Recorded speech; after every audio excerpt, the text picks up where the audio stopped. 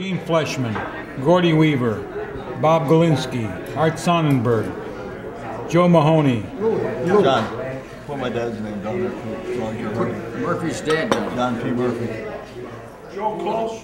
Huh? Joe Close. Jim Valentine, don't forget him, our buddy.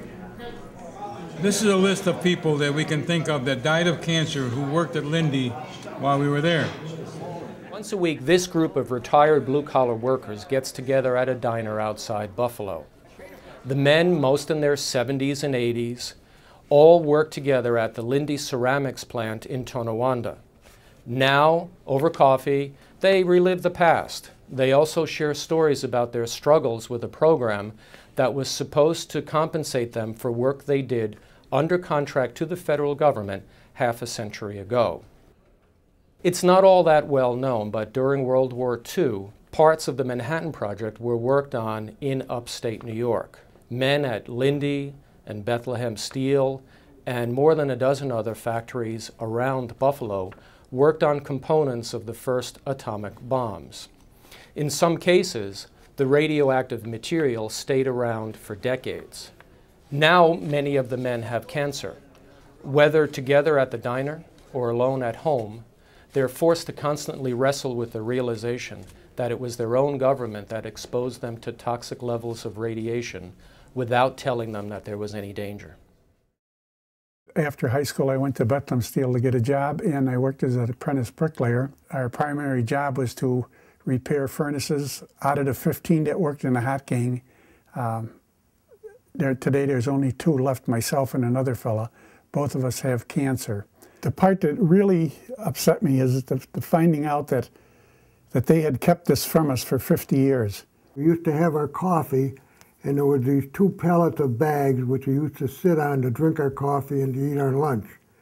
And at a later date, from some of the old timers there, we found out that this was left over from the Manhattan Project, and they told us it was African uranium ore that was used in the process in the Manhattan Project.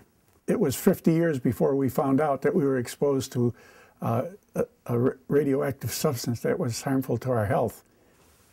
I was very dissatisfied when I found out that the cancer was caused from uranium in the steel plant, which we were never told that we were working under those conditions. Every so often with a Geiger counter and try to find radioactive pockets all over the place, and they'd come back and say, there is no contamination, that there's nothing to worry about. The contamination here is less than what you have in your watch on your hand. And we believed them. We figured the company wouldn't lie to us.